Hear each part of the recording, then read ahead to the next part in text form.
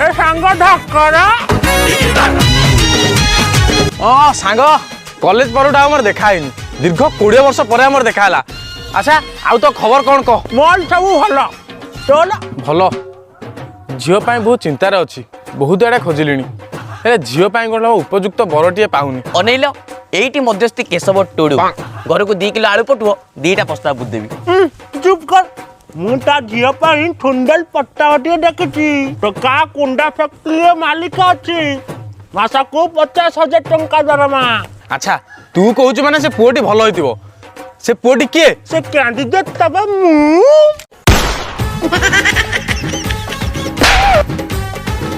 दौड़ में माली पकाइबो